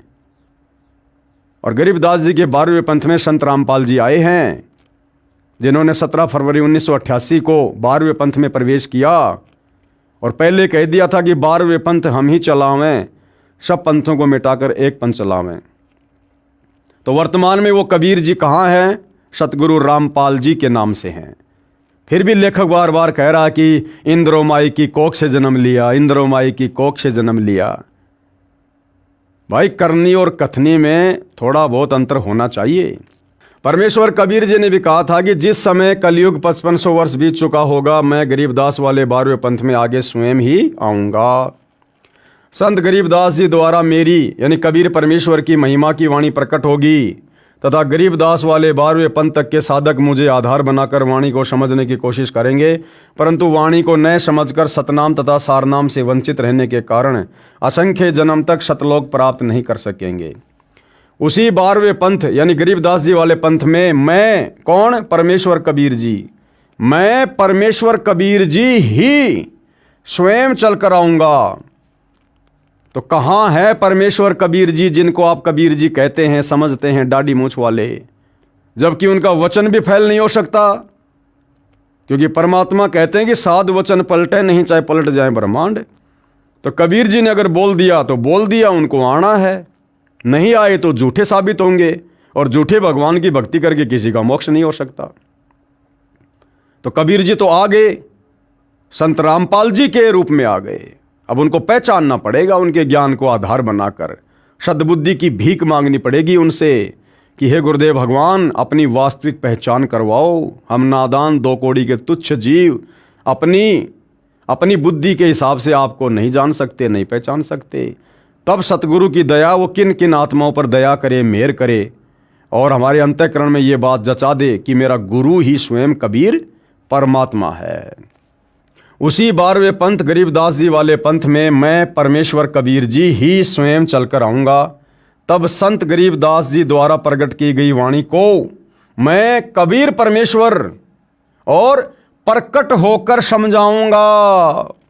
अब संत गरीबदास जी की वाणियों को, सदग्रंथ साहिब को सन 1994 से धरती पर कौन समझा रहा है? सतगुरु रामपाल जी समझा रहे हैं। और कबीर परमात्मा क्या कह रहे हैं कि मैं कबीर परमात्मा स्वयं समझाऊंगा गरीबदास जी की वाणियों को आगे चलकर। और कैसे आऊंगा? प्रकट होकर समझाऊंगा, प्रकट होकर समझाऊंगा। माँ की कोख से जन्म लेकर बड़ा होकर, ऐसा नहीं कहा, प्रकट होकर समझाऊंगा। तो सतगुरु रामपाल जी भाई और बहनों परमेश्वर हैं। आज मान लो, नहीं तो कल मानना पड़ेगा। कल को ज़्यादा लेट हो जाओगे, फिर मोक्ष से वंचित हो जाओगे। तो आज ही थोड़ा अधीन होकर, धैर्य से, निष्पक्ष होकर ज्ञान को समझो, परमात्मा से सद्बुद्धि की भीख मांगो और समय रहते अपने दाता को पहचान लो, भाई फायदा रहेगा। प्रमाण के लिए कृपया देखें इसी पुस्तक के पेज नंबर 91 पर, पढ़ें कबीर परमेश्वर द्वारा स्वयं अवतार धारण करने की भविष्यवाणी। अब देखिए भाई और बहनों, लेखक बार बार कह रहा है कि संत रामपाल जी कबीर जी के अवतार हैं, कबीर जी के अवतार हैं, संत रामपाल जी को कबीर जी ने ऊपर से भेजा है। अब यहाँ क्या कह रहे हैं? कबीर परमेश्वर द्वारा स्वयं अवतार धारण करने की भविष्यवाणी, यानी कबीर परमात्मा खुद ही अपना अवतार होता है, सतलोक से किसी को अवतार रूप में भेजता नहीं है, इन्हें आवश्यकता नहीं है। इससे सिद्ध हुआ कि जन्म साखी में जिस जाट संत के विषय में कहा है, निर्विवाद रूप से वह संत रामपाल जी महाराज जी ही हैं। फिर भी हम संत गरीबदास जी का विशेष आदर करते हैं, क्योंकि उन्होंने परमेश्वर कबीर जी का अमर संदेश सुनाया है। यदि कोई भ्रम उत्पन्न करे कि 10 गुरु साहिबानों में से भी किसी की ओर संकेत हो सकता है, यानी नानक जी के बाद में जो और सिख धर्म में गुरु हुए हैं, तो कोई कहे कि भाई वो तो अन्य हमारे गुरु साहिबानों के विषय में लिखा है। इसके लिए याद रहे कि 10 सिख गुरु साहिबानों में से कोई भी जाट वर्ण से नहीं है। 10 गुरु साहिबानों में कोई भी जाट जाति से नहीं था, और भगत प्रहलाद ने तो जाट वर्ण में आने की बात कही है। दूसरे सिख गुरु श्री अंगद देव जी खत्री थे। तीसरे गुरु जी श्री अमरदास जी भी खत्री थे। चौथे गुरु जी श्री रामदास जी भी खत्री थे, तथा 5वें गुरु श्री अर्जुन देव जी से लेकर 10वें तक अंतिम श्री गुरु तेग बहादुर सिंह जी तक श्री गुरु रामदास जी की संतान अर्थात खत्री थे। फिर भी हम सभी सिख गुरु साहिबानों का विशेष आदर करते हैं। संत रामपाल जी महाराज क्या कहते हैं? जीव हमारी जाति है, मानव धर्म हमारा, हिंदू मुस्लिम सिख ईसाई धर्म नहीं कोई न्यारा। और परमेश्वर कबीर जी ने कहा है, जाति न पूछो संत की, पूछ लीजियो ज्ञान, मोल करो तलवार का, पड़ी रहन दो म्यान।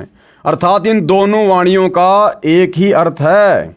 ये दोनों वाणियाँ एक ही महापुरुष के विचारों की ओर संकेत कर रही हैं, अर्थात सतगुरु रामपाल जी स्वयं ही कबीर परमात्मा हैं। कृपया प्रमाण के लिए देखिए फोटोकॉपी जन्म साखी पंजाबी, गुरुमुखी पंजाबी भाषा वाली तथा हिंदी वाली, दोनों में आप जी सहज में समझ सकते हो कि वास्तविकता क्या है। जन्म साखियों के प्रकाशक हैं भाई जवाहर सिंह कृपाल सिंह, अमृतसर पंजाब। तो यहाँ पर फोटोकॉपी वगैरह लगाई गई है, आप जी देख सकते हैं। ये पंजाबी भाषा में है, जन्म साखी भाई बाले वाली। इस पर भी वही प्रकरण लिखा हुआ है कि कैसे कैसे नानक जी अपने दोनों शिष्य बांला और मर्दाना को लेकर भगत प्रहलाद के लोक में गए। और नीचे ये हिंदी वाली है, कृपया देखें फोटोकॉपी जन्म साखी भाई बाले वाली हिंदी वाली के पेज नंबर 305 की। ये सारा सब कुछ हिंदी में लिखा हुआ है। जैसे लिखा कि एक और महापुरुष होगा जो यहाँ पहुँच सकेगा। मर्दाने ने कहा, हे भगत वर, वह पुरुष कौन और कब होगा? प्रहलाद ने उत्तर दिया कि जब गुरु नानक देव जी आएंगे तो इनके 100 वर्ष पश्चात आएगा। अर्थात यहाँ केवल 3 आदमी ही आने हैं। ये आदमी लिखना थोड़ा सा अच्छा नहीं लगता है, महापुरुष। ये सब कुछ लिखा हुआ इसमें। प्रश्न नंबर 1, एक संस्कृत के विद्वान शास्त्री ने कहा कि आपके गुरु संत रामपाल जी महाराज संस्कृत नहीं पढ़े हैं। आप कहते हो कि उन्होंने श्रीमद् भगवद गीता का यथार्थ अनुवाद करके भक्तों को बताते हैं। ये कभी नहीं हो सकता, क्योंकि ये हमारी जीव सोच है भाई और बहनों, जबकि परमात्मा को पढ़ने की आवश्यकता नहीं है। परमात्मा तो सभी भाषाओं का जनक है। विश्व की, सृष्टि की सभी भाषाओं को परमात्मा ने ही जन्म दिया है।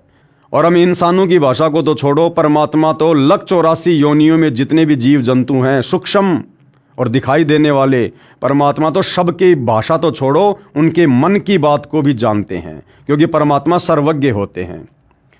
तो सतगुरु रामपाल जी के भगत ने क्या उत्तर दिया? संत रामपाल जी महाराज के भगत ने उत्तर दिया, शास्त्री जी उसी को परमात्मा का अवतार कहते हैं। परमात्मा का अवतार नहीं, परमात्मा कहते हैं जो भाषा का ज्ञान ना होते हुए यथार्थ अनुवाद कर दे। अरे भाषा को पढ़ के 10, 15, 20 साल संस्कृत पढ़ के, अंग्रेजी पढ़ के तो कोई भी अनुवाद कर दे। परमात्मा उसी को कहते हैं जो बिना पढ़े लिखे और एज इट इज अनुवाद कर दे, जो पढ़ा लिखा भी नहीं कर सकता। क्यों? क्योंकि परमेश्वर सर्वज्ञ हैं। सर्वज्ञ यानी सब कुछ जानने वाले, उन्हीं गुणों से युक्त उसका भेजा हुआ अवतार होता है। वह अवतार संत रामपाल जी महाराज जी हैं। ये लेखक की अपनी सोच है भाई और बहनों, अब आप समझ गए होंगे। आप तो केवल वेदों और गीता के अनुवाद से अचंभित हैं। संत रामपाल जी महाराज ने तो बाइबल तथा कुरान को यथार्थ रूप में बताया है, जिसे ईसाई धर्म के वर्तमान के फादर व पादरी तथा मुसलमान धर्म के मुल्ला व काजी भी नहीं समझ सके। कृपया पढ़िए पुस्तक ज्ञान गंगा में। एक महापुरुष के विषय में जय गुरुदेव की भविष्यवाणी, यानी जो जय गुरुदेव पंथ के जो प्रवर्तक श्री तुलसीदास जी, जो अब परलोक सिधार चुके हैं, उन्होंने भी उस महापुरुष यानी सतगुरु रामपाल जी के विषय में समय समय पर अपनी भविष्यवाणियाँ की है। जिस समय उनकी पूर्व जन्म की याददाश्त, या फिर यूँ कह लीजिए उनके पास में उनकी पूर्व जन्म की भक्ति कमाई शेष थी, तो परमात्मा ने उनको भी निमित्त बनाया अपने विषय में भविष्यवाणियों के लिए। एक महापुरुष के विषय में जय गुरुदेव की भविष्यवाणी, जय गुरुदेव पंथ के श्री तुलसीदास साहिब की विशेष भविष्यवाणी, जय गुरुदेव उर्फ राधा स्वामी पंथ मथुरा के परम संत की भविष्यवाणी, और ये है धर्माचार्यों राजनीतिज्ञों को नेक सलाह, यानी जो मनमुखी धर्म के ठेकेदार आचार्य शंकराचार्य बने बैठे हैं और जितने भी राजनीतिज्ञ लोग हैं, उनको सलाह दी जा रही है तुलसीदास जी के द्वारा कि आने वाला समय बड़ा खतरनाक है, बड़ा विषम है, सुधर जाओ, संभल जाओ, सदाचारी बन जाओ, नाम उपदेश ले लो, सत भक्ति करो तो बच पाओगे, अन्यथा ऐसे जाओगे जैसे गधे के सिर से सींग, क्योंकि आने वाला समय युग परिवर्तन का है। धर्म तब आएगा जब सब धर्म के लोग लड़ना छोड़ें। राष्ट्र की उन्नति तभी होगी जब राजनीतिक लोग लड़ना, आंदोलन, हड़ताल, तोड़फोड़, रिश्वत अथवा स्वार्थ एवं दल बदल छोड़ दें। मांस, मछली, शराब, ताड़ी भी छोड़ दें। इससे पहले देश की खुशहाली की जो बात करता है वह भविष्य के आने वाले संकट से बदहोश है। वह ये नहीं जानता है कि देश की प्रजा दुराचारी, चरित्रहीन, लड़ने भिड़ने व कामचोर, हड़ताली, आंदोलन, तोड़फोड़ करने वाली हो गई है। मांस, मछली, अंडों का भक्षण करने लगी है। शराब, ताड़ी व अन्य नशीली वस्तुओं के सेवन से प्रजा बदहोशी में आकर पागल बनकर कुत्तों की भांति लड़ने लगी है। वह देश की जनता अपनी गरीबी को कदापि नहीं मिटा सकती। ये साकारी पत्रिका में 8 जुलाई 1971 को लिखा गया है। फिर बाद में लिखा है अवतारी शक्तियों का जन्म हो गया है। अब यहाँ पर सतगुरु रामपाल जी के विषय में बड़ी ही सटीक भविष्यवाणी श्री तुलसीदास जी ने की है। भारतवर्ष में अवतारी शक्तियों ने जन्म ले लिया है। अनेक स्थानों पर वे बच्चों के रूप में पल रहे हैं और समय आने पर प्रकट हो जाएंगे, यानी सबके सामने आ जाएंगे। कहने का मतलब है सतगुरु रामपाल जी का उनके मिशन में जो आत्माएं सहयोग जो करेंगी, उन आत्माओं के विषय में ये भविष्यवाणी की हुई है। वरना यही बच्चे उनके विनाश का कारण बन जाएंगे। इन बच्चों को गोश्त व अंडा दिया जाता है तो वे मुंह फेर लेते हैं और इधर उधर देखते भी नहीं। माँ बाप इस बात का ध्यान रखें कि जो बच्चे इन चीज़ों को खाना नहीं चाहते उन्हें ज़बरदस्ती ना खिलाएं। अब क्या लिखा हुआ देखो भाई और बहनों, यहाँ सतगुरु रामपाल जी के विषय में बिल्कुल स्पष्ट भविष्यवाणी। वह अवतार जिसकी लोग प्रतीक्षा कर रहे हैं। कौन लोग? परमात्मा चाहने वाली आत्माएं, जिन्होंने सतयुग में परमात्मा को पाना चाहा, घर छोड़कर जंगलों में चले गए, घोर तप किए, लेकिन परमात्मा नहीं मिला, क्योंकि उनकी भक्ति विधि परमात्मा को पाने वाली शास्त्रों के अनुसार नहीं थी। तो युगों युगों से जो आत्माएं परमात्मा की तलाश में हैं, अब उनका वो समय बहुत नज़दीक है। वह अवतार जिसकी लोग प्रतीक्षा कर रहे हैं 20 वर्ष का हो चुका है। ये भविष्यवाणी इन्होंने की 7 सितंबर 1971 को। 7 सितंबर 1971 को इन्होंने भविष्यवाणी की। वह अवतार जिसकी लोग प्रतीक्षा कर रहे हैं 20 वर्ष का हो चुका है। अब भाइयों और बहनों, 8 सितंबर 1951 को सतगुरु रामपाल जी सतलोक से चलकर धरती पर प्रकट हुए, दुनिया की नज़रों में जन्म लिया। और ये भविष्यवाणी जय गुरुदेव ने की। ये कब? 7 सितंबर 1971। तो 8 सितंबर 1951 से लेकर 7 सितंबर 1971 पूरे 20 वर्ष हो रहे हैं। पूरे 20 वर्ष सतगुरु रामपाल जी के उस प्राकाट्य को। और जय गुरुदेव क्या कह रहा है? वह 20 वर्ष का हो चुका है। अब धरती पर सतगुरु रामपाल जी के अलावा ऐसा कोई भी संत महात्मा महापुरुष नहीं है जिसकी सांसारिक तौर पर डेट ऑफ बर्थ बिल्कुल जय गुरुदेव की भविष्यवाणी के अनुसार हो। केवल एकमात्र सतगुरु रामपाल जी हैं। वह अवतार जिसकी लोग प्रतीक्षा कर रहे हैं 20 वर्ष का हो चुका है। यदि उसका पता बता दूं तो लोग पीछे पड़ जाएंगे। तुलसीदास जी कह रहे हैं अगर मैं उसका एड्रेस बता दूं, क्योंकि उस समय वो देख रहे थे, वो खुद मान बढ़ाई और अहंकार के चक्कर में नहीं आ पा रहे थे। क्योंकि परमात्मा कहते हैं राज त्यागना सहज है, सहज नारी का ने मान बढ़ाई ईर्ष्या दुर्लभ तजनाइए। क्योंकि भाई इनके लाखों भगत हो गए थे, इनकी महिमा हो रही थी। ये कैसे बता देंगे एड्रेस? अगर एड्रेस बता दिया तो दुनिया इनको छोड़ के संत रामपाल जी के पास भाग जाती। और उस समय सतगुरु रामपाल जी चाहते भी नहीं थे कि जय गुरुदेव मेरा एड्रेस बताए। इसलिए जितना रिमोट सतगुरु रामपाल जी ने दबाया उतना ही जय गुरुदेव ने बोला। क्योंकि जिस समय भविष्यवाणी की गई थी 1971 में, उस समय सतगुरु रामपाल जी लीला में जीवन में अपनी पढ़ाई पढ़ रहे थे। वे जो है अपना डिप्लोमा कर रहे थे उस समय तक। क्योंकि उन्होंने भक्ति मार्ग शुरू करना था 1994 से। तो उससे पहले अपने विषय में अपना एड्रेस अगर वो लोगों तक पहुंचा देते जय गुरुदेव के माध्यम से, तो उन्होंने किसी को ज्ञान तो समझाना नहीं था, नाम किसी को देना नहीं था। जब मार्ग ही 1994 में शुरू करना था तो उससे पहले भला वो लोगों को क्या देते आध्यात्मिक क्षेत्र का। इसलिए केवल इतना ही कहकर छुड़वा दिया जय गुरुदेव के माध्यम से कि यदि अभी मैं उसका एड्रेस बता दूं तो लोग उसके पीछे पड़ जाएंगे। अभी ऊपर से आदेश बताने के लिए नहीं हो रहा। यानी सतगुरु रामपाल जी की जो प्रेरणा थी वो जय गुरुदेव जी को एड्रेस बताने की नहीं हो रही थी। मैं समय का इंतजार कर रहा हूं और सभी महात्माओं ने समय का इंतजार किया है। समय आने पर ही सबको सब कुछ मालूम हो जाएगा। तो भाइयों और बहनों, लाखों को तो मालूम हो गया है और बाकी दुनिया जो बेहोश है, मदहोश है, उसको युग परिवर्तन 2028 के बाद, कमर तुड़वाने के बाद पता हो जाएगा, सर्वनाश करवाने के बाद पता हो जाएगा कि सतगुरु रामपाल जी कौन शक्ति हैं। तो ये भविष्यवाणी पूरी की पूरी सतगुरु रामपाल जी के ऊपर बिल्कुल सटीक उतर रही है।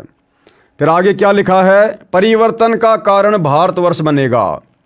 यानी जो आध्यात्मिक क्रांति है वो भारत से उठेगी और पूरे विश्व में वर्तमान में जो आग लगी हुई है भौतिकतावाद की, आधुनिकरण की, इसका समापन भारत से होगा, आध्यात्मिक क्रांति से होगा।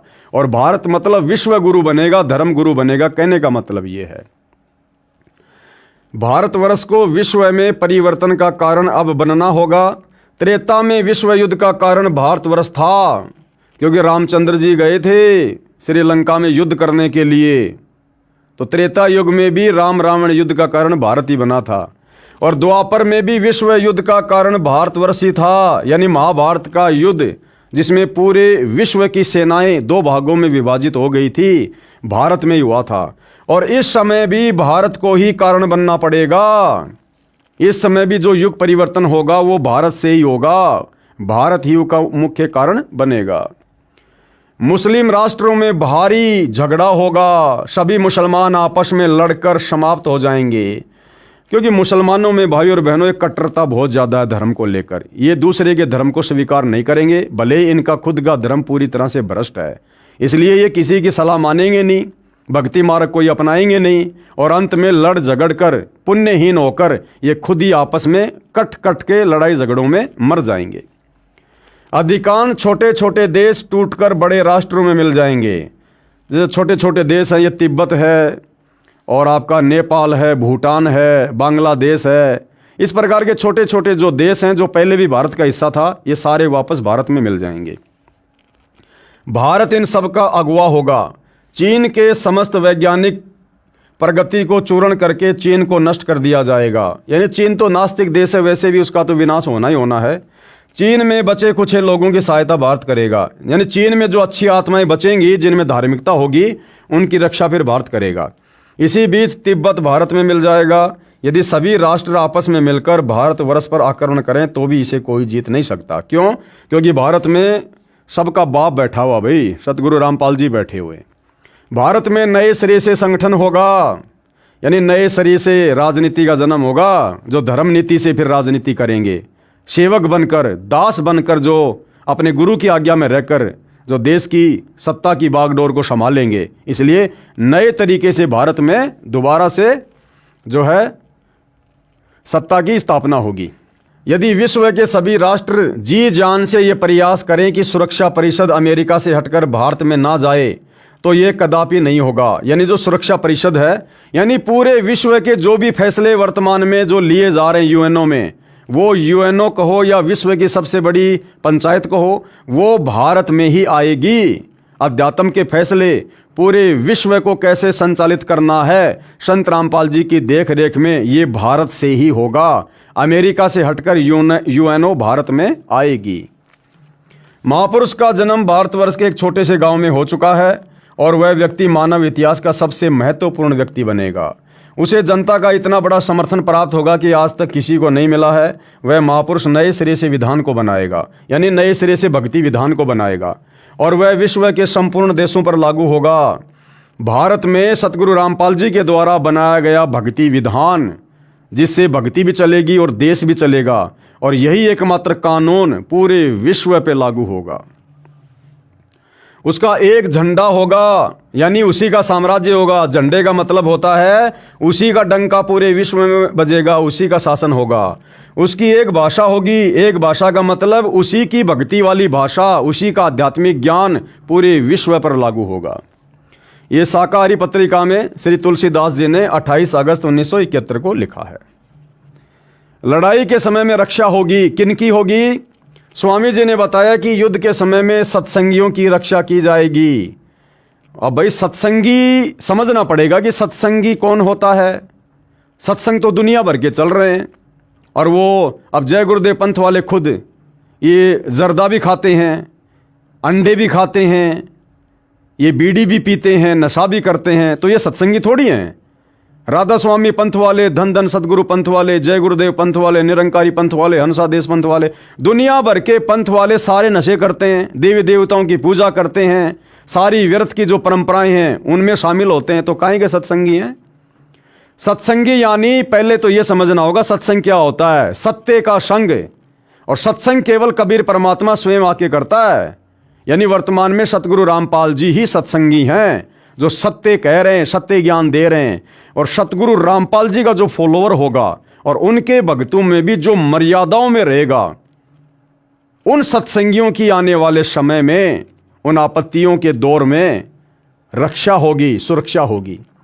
जय गुरुदेव नाम को बराबर याद करते रहेंगे, बिल्कुल सही बात है, लेकिन तुलसीदास वाला जय गुरुदेव नाम नहीं।